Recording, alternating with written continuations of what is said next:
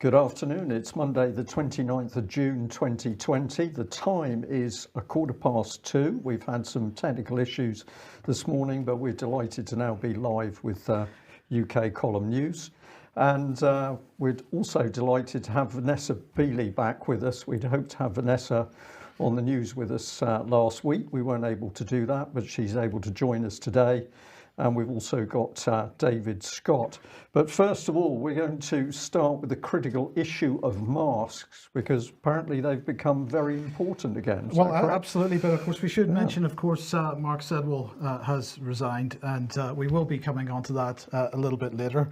But as Brian says, we're beginning with masks, because here is the Guardian today. Coronavirus, what kind of face mask gives the best protection against COVID-19? And they say, yes, different types of masks offer different levels of protection. Surgical grade N95 respirators offer the highest levels of protection against COVID-19 infection. Now, this is very important. Keep this in mind as we work through this. Surgical grade N95 respirators offer the highest level of protection, according to The Guardian, followed by surgical grade masks. However, these masks are costly, in limited supply, contribute to landfill waste, and are uncomfortable to wear for long periods. So even countries that have required the public to wear face masks have generally suggested such masks should be reserved for health workers or those at particular high risk. So this is The Guardian's position. They then go on to suggest that we might want to use disposable masks, and they are very helpful about that. But look, here's a meme, and I'm afraid this is the reality of it. When you're working with viruses, this meme showing two guys working in a lab. When you're working with viruses, what you'll notice is they're blowing up like Michelin men, Brian, because of course, in order to keep the viruses out, despite all the other protection that they have there, they keep a positive pressure inside the suit. And so this meme says, this is what virologists wear to protect themselves from a virus. Don't worry though, your bandana probably works too. Well, does it?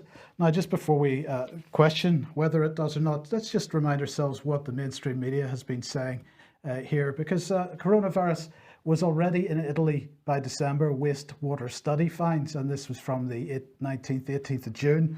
Here's The Guardian again. They're saying first COVID-19 case happened in November, China government records show.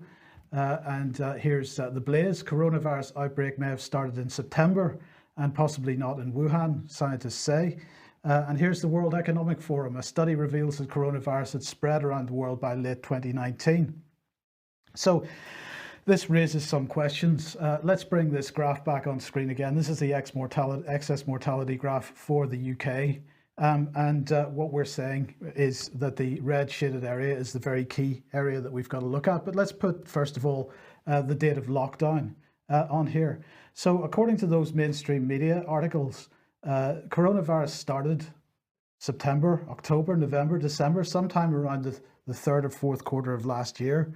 But let's just looking at the first several weeks of this year, we've got to ask, what has Corona been doing all this time from September right forward until now? What has it been doing? Because as we can see, up until the date of lockdown, there's no excess mortality at all. In fact, the deaths for 2020, which is the red line, were below the orange line, which was the average of the last 5 years, right up until the point of lockdown.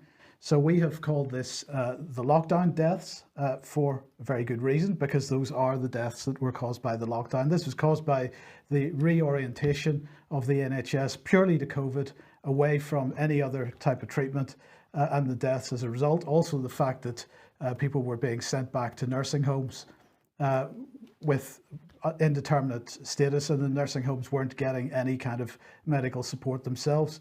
So, but our question is, what was Corona doing all the way up until the date of lockdown? This isn't just in the UK. Let's look at New York, another area of massive lockdown. Let's put the lockdown on the New York graph. That's the date they went into lockdown that week. And we can see again, lockdown deaths, and all the weeks up until the lockdown, no excess mortality at all. Let's look at Europe as a whole. Here's the Euromomo stats. And again, let's put the lockdown. Now, of course, different countries have different lockdown dates, but let's take an average or so, which is around week 11, week 13, something like that. And again, we can see that in 2020, no excess mortality. right up until the date of lockdown, and then suddenly we had excess mortality. These are lockdown deaths, not COVID deaths. Again, the question is, what was going on with COVID from September, October, November last year, right up until the date of lockdown? It apparently wasn't killing anybody, or at least not anybody extra, Brian. So the question then is, why are we being forced to wear masks? Because clearly these masks weren't worn by the general public in the first 3 months of the year, 4 months of the year, and they certainly weren't worn by the members of the general public in the last quarter of last year. So what's going on? In fact, are masks helpful? Well, let's look at some of the scientific literature. Here's a few papers. The first one there is basically saying that the use of N95 respirators compared with surgical masks is not associated with a lower risk of laboratory confirmed influenza. Now, remember what the Guardian said: surgical grade N95 respirators offer the highest level of protection against COVID-19 infection, followed by surgical grade masks. But the scientific literature says the use of N95 respirators compared with surgical masks is not associated with a lower risk of laboratory confirmed influenza. Now, a different virus, okay, but nonetheless, the principle is the same. The second report there says that their study revealed that a decrease in oxygen saturation of arterial pulsations and a slight increase in pulse rates compared to pre-operative values in all surgeon groups. They were looking at masks being worn during surgery and discovering a physiological effect. And they were saying that the decrease in oxygen saturation was more prominent in the surgeons aged over 35. And then finally, this other report here, other scientific report here, basically says that hypoxia, they're talking about hypoxia inducible factor 1. They're saying that wearing masks to the type of degree that we're being encouraged to wear masks at the moment actually causes tumours. So we're being pushed to wear masks. Why? The evidence isn't there to support it, but there's plenty of evidence to suggest that it's actually dangerous for us to wear them. But then let's look at this. This is on an ear loop mask, a medical mask. Warning, this product is an ear loop mask. This product is not a respirator and will not provide any protection against COVID-19 or other viruses or contaminants. Wearing an ear loop mask does not reduce the risk of contracting any disease or infection. User is solely responsible for the selection of appropriate personal protective equipment for the setting and applications. So that seems pretty clear, Brian, but apparently it's not. Because the fact checkers have been out. That particular picture has been doing the rounds of Facebook, and the fact checkers have been out saying that the mask box label is legitimate, but people are misinterpreting it. And so the suggestion that ordinary masks are going to provide any kind of protection is clearly wrong. It says it on the box. Using medical grade masks might provide some additional support, but not much, according to the other scientific literature. And in fact, the negative sides, the downsides of using it are a lot higher than the positives. So where does that leave us? We're being conditioned. That's what's going on. This is Pavlov's dogs, except the public in UK, we'll stick to UK public. They are the dogs. We are being conditioned to do something which is completely stupid, because if the government can get us to walk around wearing masks when it's hot sunshine, fresh air, they can get us to do anything they want. So my view on this is it's social conditioning, immensely dangerous.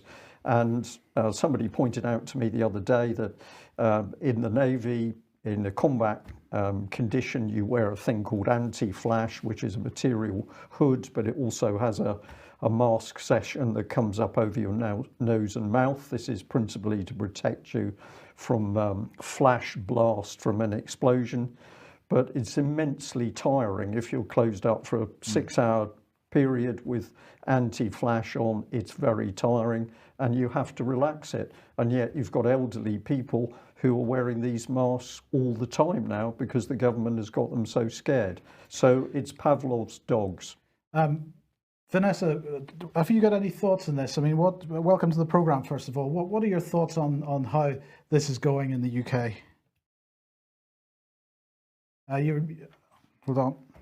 Yeah, go ahead. you hear me okay? Yes, yes. Oh, okay. No, you mentioned, it was interesting that you mentioned the N95 masks. I just wanted to read something out very quickly from Cynthia Gabaldon, who is in DC, Washington, DC. She's OSHA 10 and 30 certified. N95 masks are designed for contaminated environments. That means when you exhale through N95, the design is that you're exhaling into contamination. The exhale from the masks are vented to breathe straight out without filtration. They don't filter the air on the way out. They don't need to. So a guy with COVID has an N95 mask. His COVID breath is unfiltered, being exhaled into target. So in other words, it's actually increasing the chances of anybody standing next to him getting COVID-19. Equally, the surgical masks are designed and approved for sterile environments. The amount of particles and contaminants in the outside and indoor environments where people are clogging these masks very quickly. And we all know that basically what's happening with the majority of these masks is that the whatever contaminants, whatever bacteria is basically clogging inside the mask and is being rubbed all over the person's face during the day while they're pulling them up and down. So I totally agree with Brian. This is about conditioning. This is about control. This is about muzzling. This is about conformity. Absolutely. David, welcome to the programme. You any thoughts on this? Well, we're seeing reports of breathlessness from people wearing the masks, of headaches, dizziness. These are all carbon dioxide poisoning symptoms. And we know that people wearing these masks are breathing in as much carbon dioxide as would set off a CO2 alarm in a house. That's certainly evidence there that there are some health effects, negative health effects from wearing the masks. And of course, N95, 95 means it filters out 95% of particles, presumably based on size. Does it do anything with COVID? I would rather think not very much. Okay, well, look, let's just briefly cover Scotland. And you were talking about Devi Sridhar last week. This is her book, Governing Global Health. This is the person who's driving COVID policy in Scotland. This is the source of COVID policy in Scotland, and the book here, co-written with Chelsea Clinton, Governing Global Health. That alone's a strange title, but the little tagline, "Who runs the world and why?" that was put there, I think, to sell the book, because the book does not answer that question. But as you go into what they're talking about, it's all public-private partnership. The solution to all of these things is public-private partnership. So this is the economic system of fascism. This is what's being advocated. But the change here is it's on a global scale. So that's what's factoring in all of the decision-making that's coming out of the Scottish government on COVID. Okay, so where does that take us? Well, we've got just a couple of data points here I wanted to raise, just to illustrate how little is really known about this disease even now. The first one is from England and Wales, and it's a record of the ratio of deaths to occupied hospital beds over time. And you see it's plummeting from 6% deaths down to 1%. So it's not at all clear why that is. Well, does that mean that? Well, David, I think it is relatively clear now why that is, because first of all, there's nobody in the hospitals, so people are dying at home, and as well as that, old people have been sent to their care homes from the hospitals, and so they're dying in their care homes, and I think that's exactly what you're seeing on that graphic. Okay, well, I mean, it could be they moved out to care homes, but it could also be to do with the sort of treatment that's being applied. Certainly, it seemed to be in New York that the very aggressive incubation of the patients was actually harmful.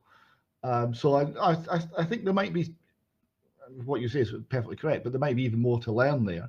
Now, the other stat I've got here is from the United States, and this one's really remarkable. It looked across all sorts of age ranges and all sorts of, across the various time frames, and it showed the peak affecting the elderly and not really affecting anyone else.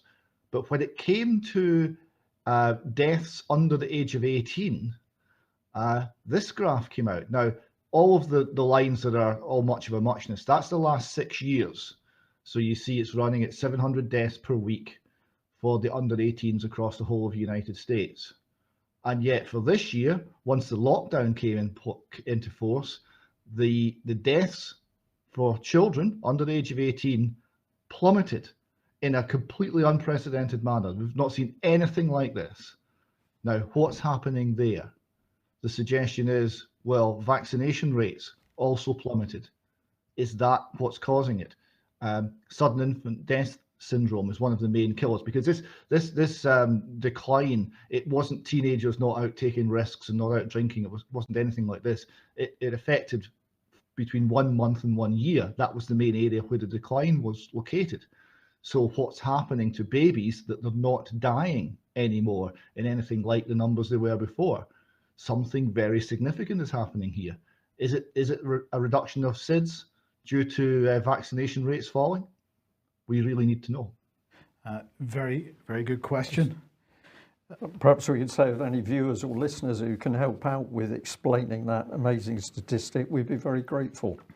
Now, of course, we were hoping to have Vanessa on with us last Wednesday, and we had a number of slides and topics to discuss about Syria, and we're going to talk about those today. We're going to start off with this because I got into a little bit of trouble last week by putting this on screen while Vanessa wasn't here, and of course she wasn't here to give the context of it, and so I hadn't appreciated, or I'd forgotten that this particular photograph was not from this year. It was actually from last year.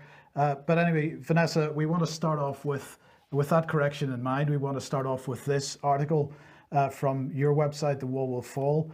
The headline is "Syria's Children Go to Bed Hungry Because the US Coalition is Ensuring Food Insecurity."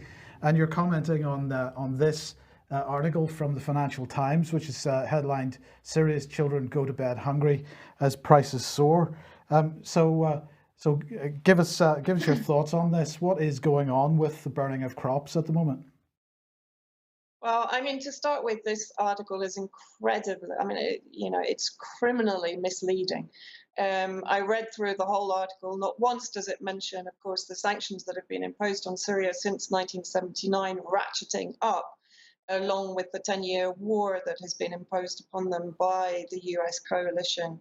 And their terrorist proxies, of course, for the last 10 years.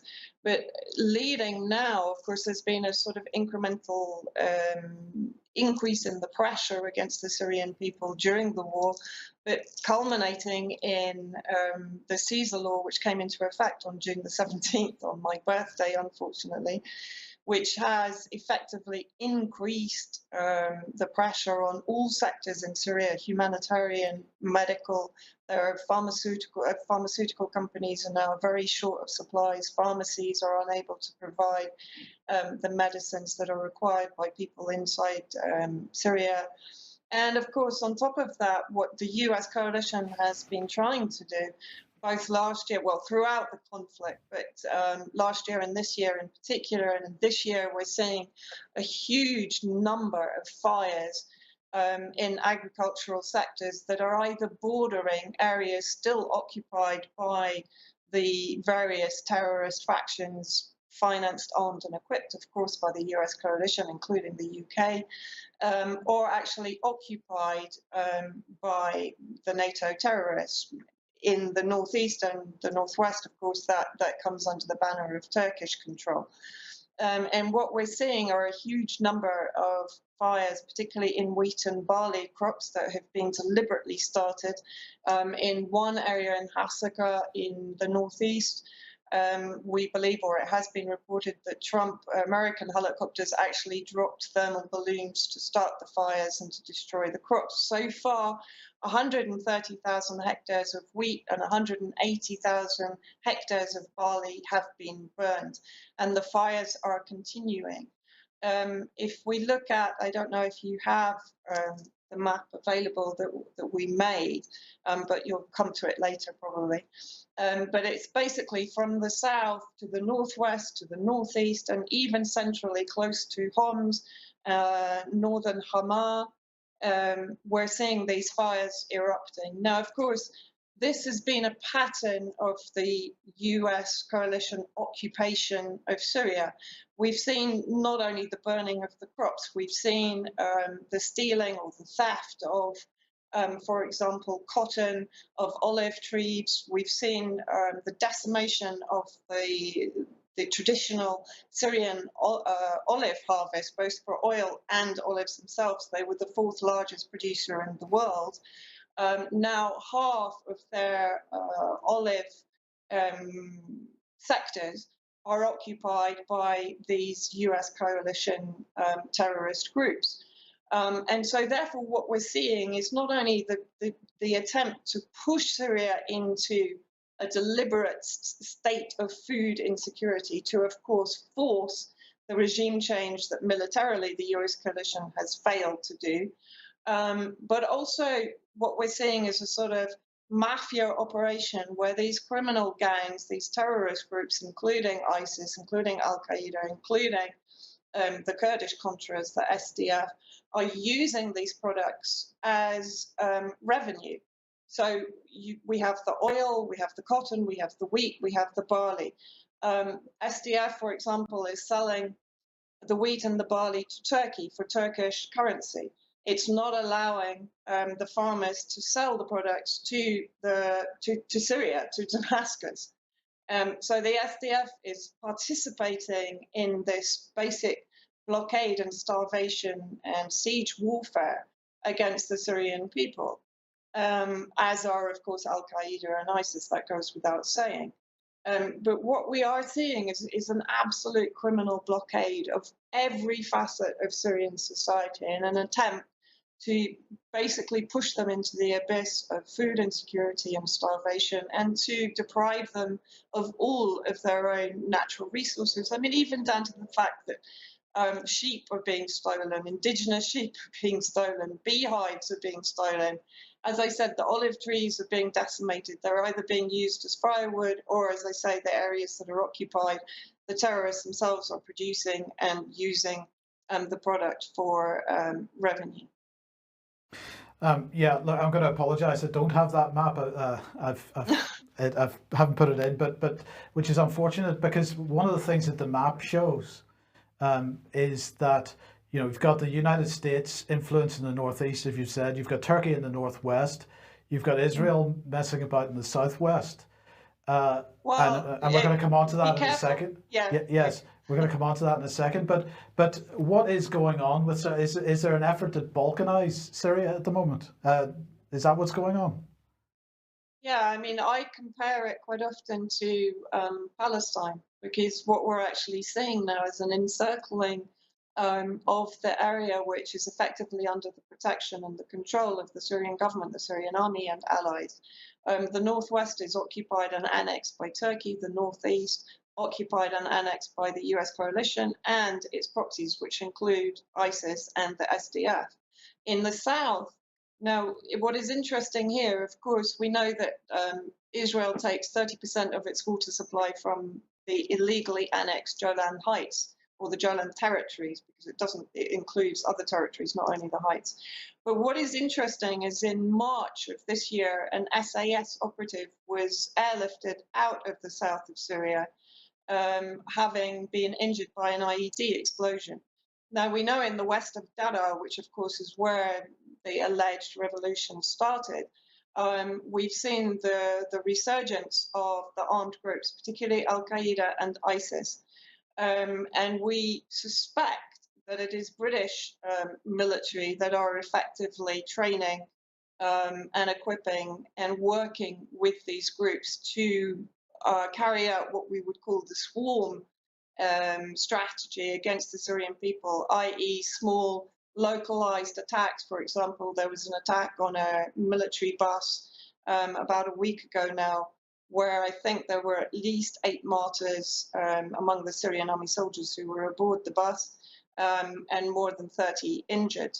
And so what we're seeing are these clandestine activities, which we have to suspect are being managed by British intelligence as opposed to, or maybe in conjunction, of course, with Israeli intelligence. And then to the southeast, you have Rukban euphemistically called refugee camp, which is a recruitment center for Al Qaeda and ISIS under the protection of the US military base at Al Tanaf, which is just to the north of Rukban. And we know that weapons and equipment are coming in from Jordan to supply the terrorist factions that are being trained and recruited inside Rukban. And then they are carrying out isolated and sporadic attacks to the east of Homs, to the east of the Euphrates, and so on. So we're seeing this very concerted, as you say, this very concerted attempt to balkanize Syria, to basically attempt to eventually create a Syria which is surrounded, completely surrounded by enemy hostile occupying forces. And I think this is a huge danger. And I think the Caesar law, which of course now is being expanded and will be extended, of course, it's completely criminal and fraudulent in itself. I totally recommend everyone to read Rick Sterling's investigation into the actual veracity of the Caesar report upon which this law has been based. And so what we're seeing now is this encircling of central Syria and this attempt to absolutely blockade all of Syria. Of course, with COVID-19, we've seen the weaponization of COVID-19 in order to close all borders to Syria. And then, of course, that has then brought in the Caesar law, which has then further increased the maximum pressure against Syria. So in my view, yes, we are going to see an increase in pressure upon the Syrian people. However, I do have to say that I'm always astounded by their resilience, their resourcefulness, in their resistance against all the measures imposed upon them by the US, including, I mean, even locally, we have a Facebook page where people who have excess medicines are posting what they have available so people can come and pick them up for nothing. That's just a small element of the kind of resistance that the Syrian people will put up against this kind of criminal activity by the US coalition. But how on earth the US can claim that the Caesar law is there to protect Syrian citizens when effectively it is ensuring their starvation, their deprivation, their misery, and their poverty? I think perhaps the word citizen and terrorist are interchangeable with respect to that. But look, I just want to end with this, Vanessa, because you mentioned the RAF trying to save an SAS soldier wounded in an IED. This has been acknowledged, as you can see on screen there in the Mirror in the UK.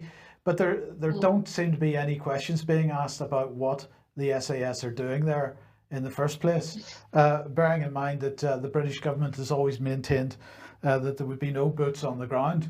So I'm just interested to know if you've got any. I mean, you've suggested that there's train and equip going on there, but what sort of scale are we talking about? That's very difficult to answer. I mean, certainly, I'm surprised nobody has been raising the questions in Parliament, for example. But certainly, what we've seen in the last year is a re-emergence, as I said, of the armed militant factions, particularly to the west of Daraa. We've seen some Syrian army operations against pockets of the militant groups that still remained even after the amnesty and reconciliation. But we're seeing on an almost weekly basis, if not more, assassinations of people who are considered to be government loyalists or who are actually effectively working for the governments. But that includes doctors, dentists, nurses, medical staff who are being assassinated by these armed groups. Now, this type of warfare, this kind of, as I said, sporadic attacks, IED attacks, suicide attacks, isolated assassinations is, of course, very typical of intelligence clandestine operations. And that is very much what I've been told, is that it's this kind of warfare that is now being waged. And of course, the British have a history of this kind of warfare. So the very fact that an SAS operative, he's not going to be operating alone, was airlifted out of the south of Syria. And what was extraordinary when they said, you know, basically this was a war zone. Well, it's not a war zone in theory. The south surrendered It took amnesty and reconciliation, and the Syrian government is now effectively attempting to reintegrate those armed groups, or the Syrian armed groups, back into society. So what we're seeing are British operatives clearly maintaining incitement of military reaction against the Syrian government and against the Syrian people.